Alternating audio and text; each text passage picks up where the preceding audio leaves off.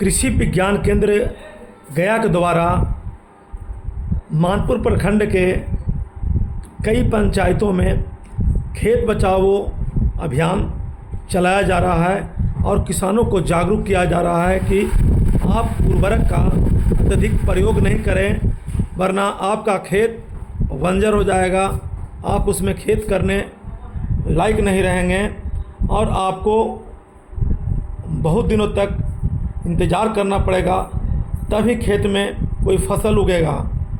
इसलिए आप लोग प्राकृतिक खेती और जैविक खेती की ओर लौटें, तभी आपका कल्याण होगा। आइए देखते हैं एक रिपोर्ट। मैं धर्मेंद्र कुमार गया, आकांक्षा न्यूज़। कीड़ा है पहले से कीड़ा, तो हम बीज उपचार करके खेत में लगाएंगे तो उसको कोई सटेगा नहीं कीड़ा उसमें, क्योंकि हम उपचार करके भेज रहे हैं, उसमें दवा ट्रीटमेंट करके भेज रहे हैं। तो उसमें हम क्या लेंगे, जैसे 250 बीज के हिसाब से लेना पड़ेगा। गौमूत्र ले लेंगे, घर में गाय का मूत्र होता है सभी का, है? और उसमें चूना थोड़ा सा है, जो हम लोग जो खैनी खाता है ना लोग, वो वाला चूना 5 ग्राम। जैसे 1 किलो बीज हमको उपचार करना है तो 5 ग्राम चूना ले लेंगे और आधा किलो भर गाय का गोबर ले लेंगे और थोड़ा सा जीवांश मिट्टी। कहाँ का मिट्टी?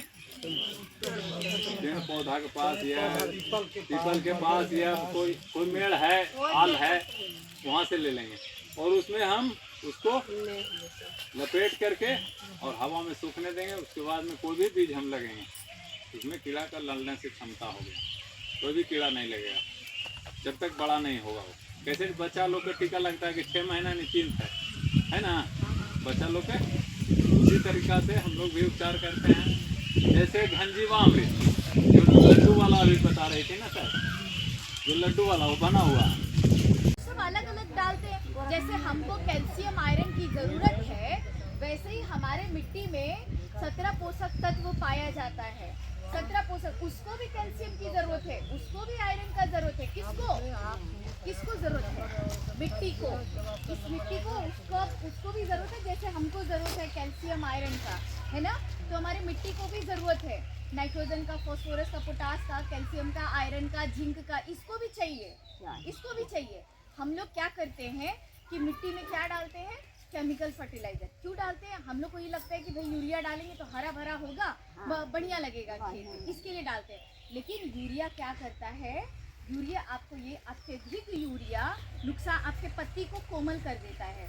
अब हम पूरे टाइम उनके द्वारा निर्देश प्राप्त हुआ कि पूरे जून को जो है खेत बचाओ अभियान के रूप में इसको एक अभियान चलाया जाए, जिसमें प्रशिक्षण हो, जागरूकता अभियान वगैरह इसमें चलाया जाए। इसका मुख्य उद्देश्य है, जिस तरह से रासायनिक उर्वरक का जो असंतुलित उपयोग हो रहा है खेतों में, उसका दुष्प्रभाव सामने आ रहा है। खेत लागत जो है, कृषि कार्य की लागत बढ़ रही है और कृषि जो भूमि की उर्वरा शक्ति जो है वह भी क्षीण होते जा रही है। तो यही स्थिति रहा तो आगे आने वाले कुछ समय में जो हमारे भूमि की उर्वरा शक्ति बहुत ही कम हो जाएगी और इसका दुष्प्रभाव अभी वातावरण में प्रभावित हो रहा है। पर्यावरण परिवर्तन, जो मौसम परिवर्तन हो रहा है, उसके अनुसार भी जो इसका दुष्प्रभाव हमारे कृषि पर भी पड़ रहा है। तो उसी को थोड़ा जागरूकता चलाने के लिए पूरे देश में यह कार्यक्रम किया जा रहा है। इसके लिए अभी कृषि विज्ञान केंद्र, कृषि विश्वविद्यालय, जितने कृषि अनुसंधान केंद्र है सभी, और कृषि विभाग जो राज्य सरकार का कृषि विभाग है, सब पर ये जिम्मेदारी दी गई है कि पूरे जून माह को खेत बचाओ अभियान ये चलाया जाए। टीएसपी का उपयोग करेंगे तो उसमें डीएपी का कटौती कर सकते हैं। तो धीरे धीरे हमको यानी एक समेकित उर्वरक प्रबंधन, समेकित पोषक तत्व प्रबंधन करना है, जिससे कि जो रासायनिक उर्वरक पर हम निर्भरता कम करके अपने खेत की उर्वरा शक्ति यानी उत्पादकता को और बनाए रखने के लिए, यानी उपज क्षमता जो भी जिसका है फसल के उपज को बिना प्रभावित किए हुए हम जो है इसको धीरे धीरे रिप्लेस करेंगे। यही योजना है सरकार की। परिचय दे दीजिए। मैं मनोज कुमार राय, बड़ी वैज्ञानिक एवं प्रधान, कृषि विज्ञान केंद्र, मानपुर गया। देखिए, खेत बचाओ अभियान जो है अभी ये भारत सरकार 1 जून से 30 जून तक हमारा ये चलेगा।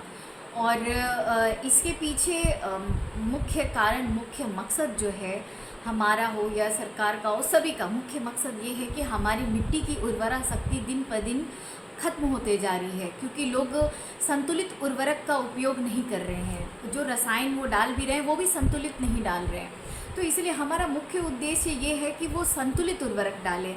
तो इसके विषय में हम लोग जानकारी देते हैं कि आपको कितना उर्वरक डालें, और उस उर्वरक को ज़रूरी नहीं है कि आप हमेशा उसी के साथ चलें। आपको उसके साथ दूसरा साधन लेके चलना पड़ेगा, दूसरा एक विकल्प लेके चलना पड़ेगा रसायन के अलावा। तो दूसरा विकल्प ये है कि आप जैविक की तरफ जाएं, आप प्राकृतिक खेती करें, आप जैव उर्वरक का इस्तेमाल करें, जिसको कि हम लोग बायो फर्टिलाइज़र कहते हैं, हरी खाद का इस्तेमाल करें, हरी खाद है। तो इन सभी चीज़ों के लिए हम लोग प्रेरित कर रहे हैं। तो किसानों के बीच थोड़ा बहुत तो चैलेंज ये आता है कि किसानों को ऐसा लगता है कि उनके लिए बहुत आसान होता है कि मार्केट गए और दवा, कीटनाशी, फफूंदनाशी दवा लेकर के मार्केट से चले आए, और जैसी बीमारी वो समझ भी नहीं पाते हैं कि किस बीमारी में कीटनाशक डालना है, किस में फफूंदनाशक डालना है। तो वो क्या करते हैं कि सभी में एक तरह का दवा या नहीं समझ पाते हैं, तो उनके पैसे की भी बर्बादी है और हमारे फसल की भी बर्बादी है। तो थोड़ा इनका सही जानकारी इस अभियान के माध्यम से, और पहले भी हम लोग हमेशा से ये चीज़ बताते आए हैं कि किस तरीके से और किस बीमारी के लिए कौन सी चीज़ करनी चाहिए, ये सारी चीज़ों की जानकारी। और अभी इस अभियान के तहत थोड़े चैलेंजेस आते हैं, लेकिन हम लोग किसान को समझाते हैं कि आपके ये जो दूसरा विकल्प है, इसको लेके चलने से आप आज नहीं, लंबे समय तक आपको ये मिट्टी में उर्वरा शक्ति बरकरार रहेगी। ऐसा नहीं है खेत हमें खेती अपनी इसी मिट्टी में करना है, अपने खेत में करना है, तो उसकी उर्वरा शक्ति तो हमें लंबे समय तक बनाए रखना है। सस्टेनेबल एग्रीकल्चर करना है, टिकाऊ खेती करना है। तो वो टिकाऊ खेती तभी होगा जब हमारे मिट्टी में क्या कहते हैं उसको, कि हमारे मिट्टी में उपजाऊ क्षमता उसकी बनी रहेगी। तो उसके लिए इन सभी चीज़ों के साथ चलना बहुत ज़रूरी है। रसायन के साथ हम ये नहीं कहते कि आप अचानक से रसायन छोड़ दें, लेकिन रसायन के साथ उनको दूसरा विकल्प, जैसे कि जैव उर्वरक है, हरी खाद है, और आपको ये सारी चीज़ों को लेकर के चलना है। तो इसके लिए जैसे कि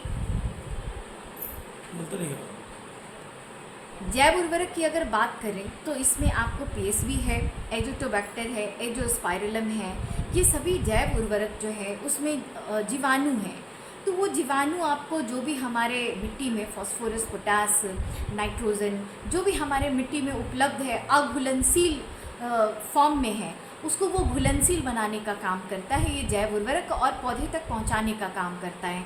जिसके लिए आप अलग से यूरिया, डीएपी, पोटास डालते हैं, वो आपके मिट्टी में पहले से भी मौजूद है, लेकिन क्या है कि वो मिट्टी की सतह से चिपका हुआ है। तो उसको मिट्टी की सतह से पौधे तक पहुंचाने का काम ये जैव उर्वरक बेहतर करते हैं। तो उससे क्या होगा कि हमारे रसायन पर निर्भरता कम हो जाएगी। और दूसरी चीज़ ये है कि हरी खाद में आप बात करें ढैंचा, मूंग और सनई, लोबिया, इन सभी का इस्तेमाल करके आप खेत में, ढैंचा की अगर बात करें तो 40 से 45 दिन तक उसको खेत में छोड़ दें, और जब 40 से 45 दिन हो तो अपने उसको खेत में मिला दें।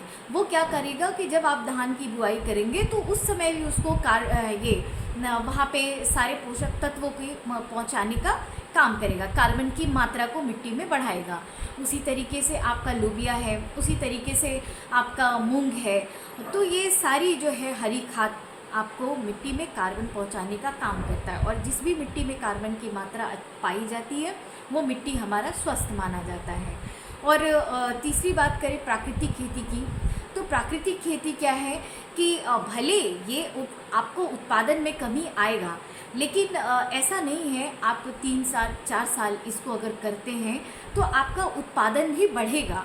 हम इस चीज़ को ये क्लियरली बताएंगे कि इसका उत्पादन बढ़ेगा, और साथ ही साथ आपकी मिट्टी का जो स्वास्थ्य है वो भी आपका सुधार होगा, मिट्टी का ढांचा हमारा सुधरेगा। और मिट्टी अगर हमारा स्वस्थ है तो आपको जाहिर सी बात है कि उसमें बीमारी नहीं लगेगा, फसल हमारा अच्छा होगा, प्रोडक्शन उत्पादन हमारा अच्छा होगा, रोग कम लगेगा अगर मिट्टी हमारा स्वस्थ है तो। क्योंकि कुछ बीमारी हमारे कुछ अंडा लार्वा जो है मिट्टी में पाए जाते हैं, और अगर मिट्टी स्वस्थ है तो कुछ बीमारी हमारे जैसे सब्जी वाले फसलों में क्या होता है कि पहले से इसमें कीड़ा लग जाता है, तो वो उसका अंडा मिट्टी में रखा हुआ रहता है। तो वो सही समय आने पे जब फेवरेबल कंडीशन मिलता है तो वो उस समय क्या करता है उसको कि वो जागरूक हो जाता है और पौधे को नुकसान पहुंचाता है, उत्पादन में कमी आती है। तो हमें अपने मिट्टी को भी उपचारित करना चाहिए।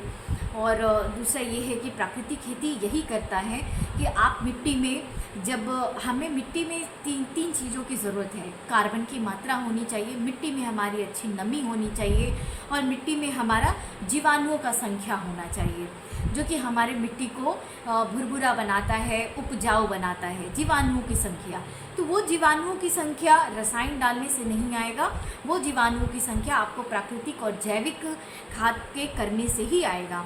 तो प्राकृतिक में चलता है यार। तो प्राकृतिक में आप क्या करेंगे कि जैसे जीवामृत है और घन जीवामृत है, और फसल सुरक्षा के नाम पे नभास्त्र है, अग्नियास्त्र है, ब्रह्मास्त्र है, इन सभी का इस्तेमाल करके इन सभी में आपको गुड़, बेसन, देसी गाय का गोबर, गोमूत्र, तो ये सभी चीज़ लगते हैं। और गुड़ जो है उसका क्या है कि गुड़ मीठा होता है, तो उस मीठे से जीवाणुओं की संख्या वहाँ पे बढ़ जाती है। तो हमारा ये है कि मिट्टी में जीवाणुओं की संख्या बढ़नी चाहिए, जिससे कि मिट्टी हमारा उपजाऊ हो, मिट्टी का ढांचा सही हो। जैविक खेती हो गया, जैसे कि आप वर्मी कंपोस्ट है, सड़ी हुई गोबर की खाद है, इन सभी को मिट्टी में ज़रूर डालना चाहिए। और जो अंडे की बात कर रहे थे, जो अंडा लार्वा आपका मिट्टी में रह जाता है, तो गर्मी के समय में किसानों को एक गहरी जुताई करनी चाहिए। जैसे आपकी अभी जैसे धान की बुआई करनी है, तो अभी कुछ समय तो ज़रूर 7 दिन के लिए 5 दिन के लिए खेत खाली रहता है किसानों का, तो उस समय एक गहरी जुताई करके वो क्या करेंगे कि उसको धूप में छोड़ देंगे, जिससे क्या होगा कि जो भी उसका अंडा और लार्वा है धूप के गर्मी से वो मर जाएंगे। तो जब हमारा अगला फसल लगेगा तो उस पर उसका प्रकोप कम होगा। तो किसान बंधुओं से यही अनुरोध है कि सिर्फ रसायन पर निर्भर ना रहे, साथ ही साथ हमको उसका दूसरा विकल्प लेकर के चलना है, जो आपके मिट्टी को स्वस्थ बनाएगा। और मिट्टी स्वस्थ है तो हमारा फसल स्वस्थ है, और फसल स्वस्थ है तो हम सभी लोग स्वस्थ हैं। हाँ बिल्कुल, जब हम लोग इस अभियान में जाते हैं तो उनसे पहले उनकी प्रॉब्लम भी पूछते हैं, और उनको उस प्रॉब्लम के आधार पर सॉल्यूशन भी देते हैं। और उनको जब हम पूछते हैं कि क्या पुराने समय में लोग खेती करते थे, या पहाड़ों पे जो पेड़ उगते हैं, क्या उसके लिए आप लोग रसायन कोई डालने जाता है, तो वो पेड़ कितने हरे भरे होते हैं। क्यों? क्योंकि हम लोगों ने वहाँ पे छेड़खानी नहीं की है उस वातावरण के साथ, तो वो बहुत अच्छा उपज, उसका हरा भरा पेड़ पौधा दिखता है। तो ये संभव है, ये हम ही लोगों ने अपने मिट्टी में ऐसी आदत बना दी है कि जब तक किसानों से बात होती है तो किसानों का कहना है कि धान जब तक हमारा फूटता नहीं है तब तक वो यूरिया देते हैं। तो हम उनसे पूछते हैं कि भाई, तो ऐसे में तो ये हो गया कि हमने अपनी मिट्टी को वैसा बना दिया, उसको वैसा आदत लग गया, तो इस आदत को छुड़ाना जब बना है तो ये छूट भी सकता है, तो ये संभव है। और किसान इन सभी बातों को मानते भी हैं कि हाँ नहीं ऐसा हो सकता है। और उन लोगों ने भी कहा कि नहीं, हम लोग इस चीज़ को ज़रूर अपनाएंगे, और इस चीज़ को जैविक और प्राकृतिक आपका जैव उर्वरक, हरी खाद, इन सभी चीज़ों को ज़रूर करेंगे। और अभी भी करते हैं, लेकिन थोड़ा बहुत मात्रा में करते हैं। तो इन सभी चीज़ों से वो लोग भी कन्विंस हो रहे हैं, और वो लोग भी करेंगे। परिचय दे दीजिए अपना। मेरा नाम डॉक्टर रश्मि प्रियदर्शी, मृदा वैज्ञानिक, कृषि विज्ञान केंद्र, मानपुर गया।